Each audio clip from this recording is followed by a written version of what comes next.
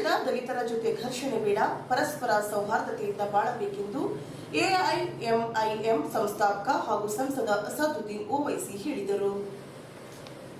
72ನೇ ಗಣರಾಜ್ಯೋತ್ಸವ ಪ್ರಯುಕ್ತ ಜಿಲ್ಲೆಯ ರಾಷ್ಟ್ರೀಯ ಭಾವೈಕ್ಯತೆ ಮತ್ತು ಪ್ರಭುತ್ವ ವೇದಿಕೆಯಿಂದ ಜನವರಿ 26 ಮಂಗಳವಾರದಂದು ನಗರದಲ್ಲಿ ಹಮ್ಮಿಕೊಂಡಿರುವ ಶೋಷಿತರ ಐಕ್ಯತೆ ಸಮಾವೇಶವನ್ನು ಉದ್ಘಾಟಿಸಿ ಅವರು ಮಾತನಾಡಿದರು. ದಲಿತ, ಹಿಂದುಳಿದ, ಅಲ್ಪಸಂಖ್ಯಾತ ಇಲ್ಲಿಯವರೆಗೆ ಪರಸ್ಪರ ಕಚ್ಚಾಟ, ಭಿನ್ನಾಭಿಪ್ರಾಯ ಇರುತ್ತದೆಯೋ ಅಲ್ಲಿಯವರೆಗೆ ನಮಗೆ ಸ್ವತಂತ್ರ ಸಮಾನತೆ ನ್ಯಾಯ ಸಿಗುವುದಿಲ್ಲ ಎಂದು ನುಡಿದರು. ನಾನು ಎಲ್ಲಿ ಹೋಗುತ್ತೇನೆ ಅಲ್ಲಿ ಬಿಜೆಪಿಗೆ ಲಾಭವಾಗುತ್ತದೆ ಎಂದು ಹೇಳುತ್ತಾರೆ. ಮೋಸದಿಂದ ಚುನಾವಣೆಯಲ್ಲಿ ಅಂಬೇಡ್ಕರ್ ಸೋಲಿಸಿದವರು ಕಾಂಗ್ರೆಸ್ನವರು ಎನ್ನುವುದು ಯಾರು ಮರೆಯಬಾರದು ಎಂದರು. 1952ರಲ್ಲಿ ನಡೆದ ಚುನಾವಣೆಯಲ್ಲಿ ಮುಂಬೈನಿಂದ ಸ್ಪರ್ಧಿಸಿದ ಅಂಬೇಡ್ಕರ್ ವಿರುದ್ಧ ಸಣ್ಣ ದಲಿತ ವ್ಯಕ್ತಿಯನ್ನು ಕಾಂಗ್ರೆಸ್ನಿಂದ ನಿಲ್ಲಿಸಿ ಇಲ್ಲದೊಂದು ಆಪಾದನೆ ಮಾಡಿ ಅವರನ್ನು ಸೋಲಿಸಿದ್ದ ಕಾಂಗ್ರೆಸ್ನವರು ಎಂದು ಕಿಡಿಕಾರಿದರು. ದೇಶದ ಮುಸ್ಲಿಂ ಬಾಂಧವರನ್ನು ಮತ್ತೆ ದಲಿತ ಹಿಂದುಳಿದ ವರ್ಗದವರನ್ನು ಪರಸ್ಪರ ಸೇರಿದಂತೆ ಕುತಂತ್ರ ನೀತಿ ಅನುಸರಿಸಿ 70 ವರ್ಷದಿಂದ 22% ಜನಸಂಖ್ಯೆಯುಳ್ಳವರು ಆಡಳಿತ ನಡೆಸುತ್ತಿದ್ದಾರೆ. ಇದೇ ರೀತಿ ಮುಂದುವರೆದರೆ ನಾವು ಇನ್ನೂ ಸಹ ಗುಲಾಮರಾಗಿ ಜೀವನ ನಡೆಸಬೇಕಾಗುತ್ತದೆ ಎನ್ನುವುದು ಪ್ರತಿಯೊಬ್ಬರು ಅರಿತುಕೊಳ್ಳಬೇಕು ಎಂದರು. ಇನ್ನು ಮುಂದೆಯಾದರೂ ನಮ್ಮ ದಲಿತರ ಜೊತೆ ಸಂಘರ್ಷ ಬೇಡ, ಸ್ಪರ್ಧೆಯೂ ಬೇಡ, ಅವರಿಗೆ ಸಹಕಾರ ಮಾಡುವುದಕ್ಕೆ ಮುಂದೆ ಬರುವಂತೆ ಸೇರಿದ ಮುಸ್ಲಿಂ ಯುವಕರನ್ನು ಕರೆ ನೀಡಿದರು. ಸಂವಿಧಾನ ಶಿಲ್ಪಿ ಡಾಕ್ಟರ್ ಬಾಬಾ ಸಾಹೇಬ್ ಅಂಬೇಡ್ಕರ್ ಅವರ ಕನಸು ನನಸಾಗಬೇಕಾದರೆ ಮೊದಲು ನಾವು ಒಂದಾಗಬೇಕು. ಮತಗಳ ಯಂತ್ರಗಳಾಗದೆ ಮತ್ತೊಬ್ಬರ ಮತ ಪಡೆದು ದೇಶದ ಅಧಿಕಾರ ಚುಕ್ಕಾಣಿ ಹಿಡಿದಾಗ ಮಾತ್ರ ಸಾಧ್ಯವಿದೆ ಎಂದು ನುಡಿದರು. ಅಂಬೇಡ್ಕರ್ ಅವರು ನೀಡಿರುವ ಸಂವಿಧಾನದಿಂದಲೇ ಇಂದು ಸಂಸದದಲ್ಲಿ ಸುಮಾರು 100ಕ್ಕೂ ಹೆಚ್ಚು ದಲಿತ ಸಂಸದರು ಇದ್ದಾರೆ. ದಲಿತ ವಿರೋಧಿ ನೀತಿ ವಿಷಯ ಬಂದಾಗ ಅವರ್ಯಾರೂ ಧ್ವನಿ ಎತ್ತುವುದಿಲ್ಲ ಎಂದು ಅವರು ಈ ಹಿಂದೆ ಸಂಸತ್ನಲ್ಲಿ ಆರ್ಥಿಕ ಸ್ಥಿತಿಯ ಆಧಾರದ ಮೇಲೆ ಮೀಸಲಾತಿ ನೀಡುವ ವಿಷಯ ಕುರಿತು ಪ್ರಸ್ತಾಪಿಸಲಾಗಿತ್ತು. ಅದನ್ನು ವಿರೋಧ ಮಾಡಿದ್ದು ನಾನೊಬ್ಬನೇ, ಇನ್ನುಳಿದ ದಲಿತ ಒಬ್ಬ ಎಂಪಿ ಕೂಡ ಮಾತನಾಡಿಲ್ಲ ಎಂದು ಬೇಸರ ವ್ಯಕ್ತಪಡಿಸಿದರು. ಸ್ವಾತಂತ್ರ್ಯ ಸೇನಾನಿ ನೇತಾಜಿ ಸುಭಾಷ್ ಚಂದ್ರ ಬೋಸ್ ಜರ್ಮನಿಗೆ ಹೋದಾಗ ಭಾಷಾಂತರ ಮಾಡಿಕೊಟ್ಟಿರುವ ಅಬ್ದಿ ಹಸನ್ ಎಂಬ ಯುವಕ ಪ್ರಪ್ರಥಮ ಬಾರಿ ಜೈ ಹಿಂದ್ ಘೋಷಣೆ ಹಾಕಿದ. ಈ ಬಗ್ಗೆ ಬಿಜೆಪಿ ಹಾಗೂ ಸಂಘ ಪರಿವಾರ ಏಕೆ ಹೇಳುವುದಿಲ್ಲ ಎಂದು ಪ್ರಶ್ನಿಸಿದರು. ಮೋದಿ ಹಾಗೂ ಸಂಘದ ಪರಿವಾರದವರು ಸತ್ಯವನ್ನು ಮುಚ್ಚಿಡುತ್ತಾರೆ, ಧರ್ಮ ಹೆಸರಿನ ಮೇಲೆ ರಾಜಕೀಯ ಮಾಡುತ್ತಿದ್ದಾರೆ. ಇದು ಒಂದು ದಿವಸ ಎಲ್ಲರಿಗೂ ಗಂಡಾಂತರವಿದೆ ಎಂದು ಕಿಡಿಕಾರಿದರು. ಜನವರಿ 30ರಂದು ಕಲಬುರಗಿಯ ವಂದೇ ನವಾಜ್ನಲ್ಲಿ ಬೃಹತ್ ಸಮಾವೇಶ ನಡೆಯಲಿದ್ದು ಅಲ್ಲಿ ನಾನು ಬೇಕಾದಷ್ಟು ರಾಜಕೀಯ ಮಾತನಾಡುವೆ. ಆದುದರಿಂದ ಜಿಲ್ಲೆಯ ಮುಸ್ಲಿಂ, ದಲಿತ, ಹಿಂದುಳಿದ ವರ್ಗದ ಜನರು ಜಾಸ್ತಿಯ ಸಂಖ್ಯೆಯಲ್ಲಿ ಬರುವಂತೆ ಮನವಿ ಮಾಡಿದರು. ವೇದಿಕೆ ಮೇಲೆ ಸಮಿತಿ ಗೌರವಾಧ್ಯಕ್ಷ ಸೈಯದ್ ವಾಹಿದ್ ಲಖನ್, ಉಮೇಶ್ ಸ್ವಾರಳಿಕರ್, ಕಾರ್ಯಾಧ್ಯಕ್ಷ ಅಭಿ ಕಾಳೆ, ಪ್ರಧಾನ ಕಾರ್ಯದರ್ಶಿ ಸಂದೀಪ್ ಕಾಂಟೆ, ರಾಜ್ಕುಮಾರ್ ಮೂಲ್ಭಾರತಿ, ಚಂದ್ರಕಾಂತ್ ನಿರಾಟೆ, ಸಂತೋಷ್ ಏಣ್ಕೂರ್, ಪ್ರಕಾಶ್ ಬಾಲಂಡೆ, ಕಲ್ಲಪ್ಪ ಬದ್ಗೆ, ಸಿದ್ಧಾರ್ಥ್ ಲಾಂಬಳೆ ಸೇರಿದಂತೆ ಮುಂತಾದವರು ಉಪಸ್ಥಿತರಿದ್ದರು.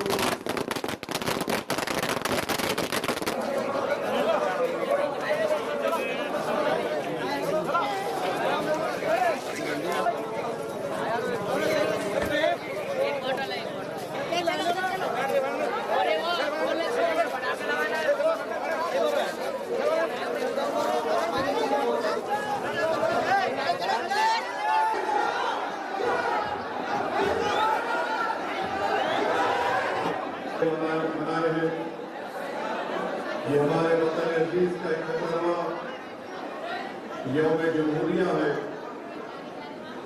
और आज ही के दिन हमारे मुल्क में हमारे बुजुर्गों ने आईन को बनाया था, कॉन्स्टिट्यूशन को बनाया था और इस मुल्क में आईन को बनाने वाले का नाम, संविधान को बनाने वाले का नाम बाबा साहेब अम्बेडकर था। और बाबा साहेब अम्बेडकर ने इस मुल्क का कॉन्स्टिट्यूशन को बनाया। यहाँ पर एक बड़ी तादाद में नौजवान हैं। मैं आपको ये बताना जरूरी समझता हूँ कि हमारे मुल्क में जब आईन, कॉन्स्टिट्यूशन, संविधान नहीं बना था उस वक्त इस मुल्क में इंसान की कोई इज्जत नहीं हुई और खास तौर से चाहे वो दलित हो, आदिवासी हो या मुसलमान हो या हमारे ओबीसी तबके के हमारे भाई और बहन हो, इस मुल्क में आईन को लागू होने से पहले को अगर नौकरी मिलती थी, किसी को अगर वोट डालने का इख्तियार था, किसी को इलेक्शन लड़ने का इख्तियार था, किसी को पुलिस का ओहदा हासिल अगर करना चाहता था, तो इस बुनियाद पर इन तमाम ओहदों पर फायज होता था कि वो किसके घर में पैदा हुआ है। अगर उसकी पैदाइश आलाजाद के घर में हुई, अगर उसकी पैदाइश एक दौलतमंद के घर पर हुई, तो उसी को वोट डालने का इख्तियार था, उसी को इलेक्शन लड़ने का इख्तियार था, उसी को ही पुलिस का या कलेक्टर का ओहदा मिल सकता था। और इस मुल्क में 1000 साल तक दलितों पर जुल्म हुआ, उनको इंसानों की नजर से नहीं देखा गया।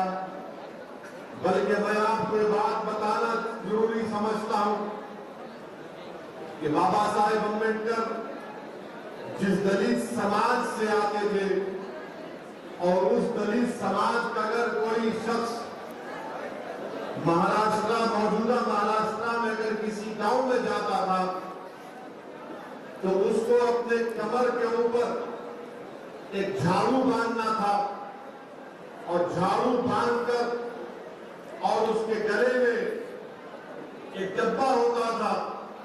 इन दोनों का काम यह था कि अगर दलित उस जमाने में किसी गांव में जाता था, तो जहां पर उसके कदम पड़ते थे, वो झाड़ू उसके उस कदम को साफ करते थे। और अगर उसको थूकना पड़ता तो उसको अपने डब्बे में थूकना पड़ता था। वो बावलियों पर जाकर, नदी के पास जाकर पानी नहीं ले सकता था। ये उस जमाने के हालात आपके सामने मैं रख रहा हूं। और उस नाइंसाफी को अगर किसी ने खत्म किया, संविधान और आईन बनाया, तो उसका नाम बाबा साहिब अम्बेडकर था। ये बता दिया कि अगर जागीरदार का बेटा पुलिस का ओहदेदार बन सकता है, तो एक दलित समाज का बेटा भी पुलिस के आला ओहदे पर फायज हो सकता है। बाबा साहिब अम्बेडकर ने ये बता दिया संविधान को देखकर कि अब सब इंसान है, कोई बड़ा छोटा नहीं है, सब बराबर है। और ये बहुत बड़ा कारनामा बाबा साहिब अम्बेडकर का रहा। मेरे अजीज दोस्तों और बुजुर्गों, आज हम यौम जमहूरिया रिपब्लिक डे मनाए हैं। ये तुम इसको इस्तेमाल करो ताकि तुम इस मुल्क में इज्जत के साथ और पूरी शान और शौकत के साथ अपनी जिंदगी को गुजार सकोगे। क्या कहा बाबा साहेब अम्बेडकर ने? बाबा साहेब अम्बेडकर ने कहा कि मैं तुमको लिबर्टी देता हूं, आजादी देता हूं, मैं तुमको इक्वालिटी की बात करता हूं, मसालात की बात करता हूं, मैं तुमको जस्टिस की बात करता हूं, इंसाफ की बात करता हूं, मैं तुमको फ्रेटर्निटी की बात करता हूं, बिरादरी की बात करता हूं। तो अम्बेडकर ने हम तमाम को कहा कि अगर तुमको, जब तक तुम आजादी हासिल नहीं करोगे, तुम अपनी जिंदगी शान और शौकत के साथ नहीं गुजार सकोगे। जब तक तुम मसालात को हासिल नहीं करोगे, तुमसे नाइंसाफी होती रहेगी। जब तक कि तुम इंसाफ को हासिल नहीं करोगे, तुम उस वक्त तक रोते रहोगे कि मुझसे इंसाफ नहीं हुआ। जब तक कि तुम बिरादरी, फ्रेटर्निटी नहीं पैदा करोगे, तुम्हारे करीब कोई नहीं आएगा। इसीलिए नौजवानों, क्योंकि इस मुल्क का कल का मुस्तकबिल तुम्हारा है, मैं तुम्हारे दरमियान में खड़े होकर आजिज़ी के साथ तुमको एक पैगाम दे रहा हूं कि नौजवानों, आजादी हासिल करो, नौजवानों इंसाफ को हासिल करो, नौजवानों मसालात को, इक्वालिटी को हासिल करो, नौजवानों फ्रेटर्निटी को हासिल करो। ये चारों लफ्ज हमारे कॉन्स्टिट्यूशन के प्रियम्बल में लिखे गए। लिबर्टी, इक्वालिटी, फ्रेटर्निटी, जस्टिस, ये उस वक्त हासिल होगा।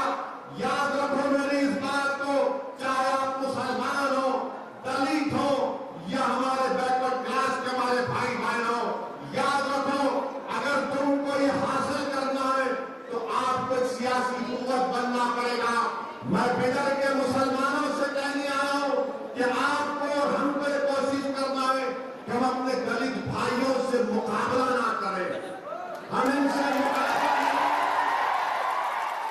हम अपने दलित भाइयों से ताउन करेंगे, हम कंपटीशन नहीं करेंगे, हम कोऑपरेशन करेंगे उनसे।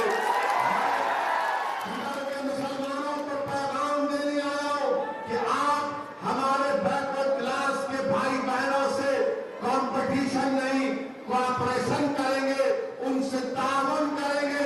अब 70 साल ये आजाद के लोगों ने मुसलमानों को, दलितों को, बैकवर्ड क्लास के लोगों का मुकाबला कराया, लाया। आज 100 दिनों में सी तुम्हारे दरमियान में आकर तुमसे अपील कर रहा है कि अब ये मुकाबले का वक्त नहीं, ये ताउन का वक्त है, ये ताउन का वक्त है, ये कोऑपरेशन का वक्त है। अगर हम ये तीनों समाज मिल जाएंगे तो याद रखो 70 साल से 22% लोग जो पूरी मलाई खा गए, दूध का घड़ा पी गए, और हमको आपको ये कह दिया कि तुम एक चपरासी की नौकरी के लिए रहो, तुम एक कांस्टेबल की नौकरी के लिए रहो, तुम एक टीचर की नौकरी के लिए रहो। आज मैं आपसे अपील कर रहा हूं कि जिस दिन इस मुल्क का मुसलमान दलित मुसलमान को समझेगा, इस मुल्क का मुसलमान दलित समाज की तकलीफ को समझेगा, इस मुल्क का मुसलमान जब हमारे बैकवर्ड क्लास के भाई और बहनों की तकलीफ को समझेगा, जब बिदर का मुसलमान अपनी औलाद को, उसकी तकलीफ को, उसके मुस्तकबिल को, जिसके बारे में फिक्रमंद रहता है, मैं आपसे अपील कर रहा हूं कि वैसे ही तकलीफ आपको अपने दलित भाइयों के बच्चों के ताल्लुक से सोचना पड़ेगा, हमारे बैकवर्ड क्लास के भाई और बहनों के बारे में सोचना पड़ेगा। इसलिए कि हमारे कॉन्स्टिट्यूशन में लिबर्टी, इक्वालिटी, फ्रेटर्निटी और जस्टिस की जो बात कही गई है, वो उसी वक्त होगा मेरे अजीज दोस्तों और बुजुर्गों, जब हम ताउन करेंगे, जब हम लोग कोऑपरेशन करेंगे, तभी जाकर हम ये तमाम चीजों को हासिल कर सकेंगे। याद रखो नौजवानों, याद रखो नौजवानों, अगर हम इलाहादगी की दीवारें उठाते रहेंगे दलित समाज के खिलाफ, अगर हम इलाहादगी की दीवारें, नफरतों की दीवारों को बुलंद करते रहेंगे हमारे बैकवर्ड क्लास के भाई और बहनों के खिलाफ, तो कभी भी इंसाफ न मुसलमान का होगा, न दलित का होगा, न बैकवर्ड क्लास का होगा। आज हालात और वक्त का तकाजा ये कि तीनों समाज को मिलकर बाबा साहेब अम्बेडकर का जो ख्वाब है कि तुमको लिबर्टी, इक्वालिटी, फ्रेटर्निटी और जस्टिस को हासिल करना है, मैं बिदर के दलित समाज के जिम्मेदारों की मौजूदगी में कह रहा हूं कि भारत में आप चमचागिरी करते रहेंगे तो गुलामी तुम्हारा मुकद्दर है। जब तक आप चमचागिरी करेंगे इंसाफ कभी नहीं मिलेगा, जब तक आप चमचागिरी करेंगे मसालात आपको कभी नहीं मिलेंगे, जब तक आप चमचागिरी करेंगे तो आपका एक्सप्लॉयटेशन होगा। जिस दिन आप अपनी सफों से चमचों को दूर करेंगे और शेर बनेंगे तो मैं आपको बताने आया हूं कि अब ये चमचों की जरूरत नहीं है, जो हमारे मुस्तकबिल का सौदा एक ब्रोकरों की तरह, एक एजेंट की तरह 70 साल से करके आए। आज मैं बिदर के नौजवानों के दरमियान में खड़े होकर कह रहा हूं कि बिदर के मुसलमान, बिदर के दलित भाई, बिदर के बैकवर्ड क्लास के लोग, भारत के संविधान आपको इजाजत देता है, आखिर कब तक आप सिर्फ वोट डालने की मशीन बनेंगे? मैं आपको बताने आया हूं कि आज आप वोट डालते रहे, आज वोट हासिल करने का आपको वक्त आया है। अगर आप बाबा साहब अम्बेडकर के उस ख्वाब को पूरा करना चाहते हैं तो सिर्फ वोट डालने वाले मत बनो, बल्कि वोट को हासिल करने वाले। हमारे बाबा साहिब के संविधान में लफ्ज सेक्युलरिज्म भी आया, आवृत की आइडियोलॉजी पर महात्मा गांधी का कत्ल कर दिया। गोडसे डरता था, सावरकर डरते थे एक ज़ईफ बूढ़े आदमी से, और जाकर गोडसे ने उसको गोली मार दी। जो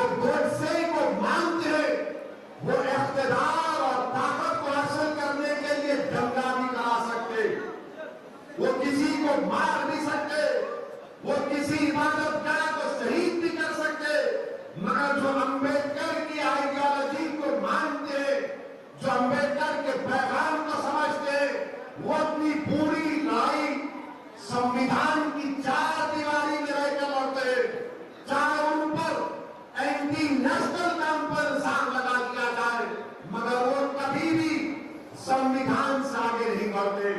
आज आप देखते होंगे कि संघ परिवार की तरफ से बड़ी बड़ी बातें की जाती है।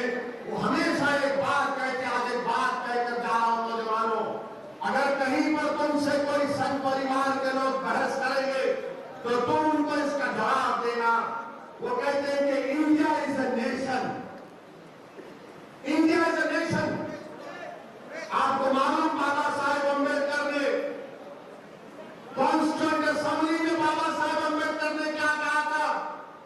जो लोग ये कहते हैं कि इंडिया इज अ नेशन, ये फरेब दे रहे, धोखा दे रहे। बाबा साहेब अम्बेडकर ने कहा था कि इस मुल्क में हजारों कास्ट हैं, हजारों कास्ट हैं। जब हजारों कास्ट हैं तो नेशन कैसा हो गया? बाबा साहेब अम्बेडकर ने कहा था ये कास्ट जो है, ये कास्ट एंटी नेशनल है। बाबा साहेब अम्बेडकर ने पैगाम दिया कि कास्टिज्म को खत्म करो, अगर कास्टिज्म होगा तो ये एंटी नेशनल है। बाबा साहेब अम्बेडकर ने कहा था कि समाजी राजनीति को खत्म करो, इतिहाद पैदा करो। तो आज जो लोग इस मुल्क में इतिहाद पैदा करना चाहते हैं, उनको एंटी नेशनल कहकर जेलों में डाल दिया जा रहा है। मेरे अजीज दोस्तों और बुजुर्गों, ये पैगाम को आपको समझना जरूरी है। अगर हम ये चाहते हैं कि इस मुल्क को अंबेडकर का मुल्क और अंबेडकर के पैगाम को आम करना चाहते हैं, तो अंबेडकर ने एक पैगाम दिया था। अंबेडकर ने कहा था कि सियासत में भक्ति, भक्ति जानते हैं ना, भक्ति का मतलब जो उर्दू में बोलते गुरु, मोहब्बत, सियासत में भक्ति बर्बादी का रास्ता है। अंबेडकर ने कहा था कि सियासत में भक्ति बर्बादी का रास्ता है। जो उर्दू में हम लफ्ज है तस्लीम कहते हैं उसको, कि वो रास्ता है। अंबेडकर ने कहा कि हाँ, मजहब में अगर तुम भक्ति करोगे तो तुमको जन्नत मिल सकती है, मगर सियासत में भक्ति नहीं करना। मगर आज बीजेपी में जितने हैं लोग, वो तमाम के तमाम मोदी के भक्त बने हुए भक्ति। अंबेडकर ने क्या कहा था कि सियासत में भक्ति नहीं चल सकती है, बर्बादी का रास्ता है।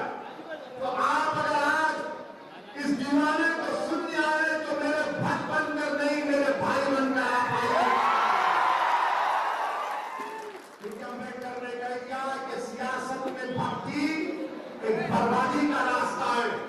अच्छा, और ये लोग बार बार बोलते कि अंबेडकर मुसलमानों के खिलाफ थे, झूठे ये लोग।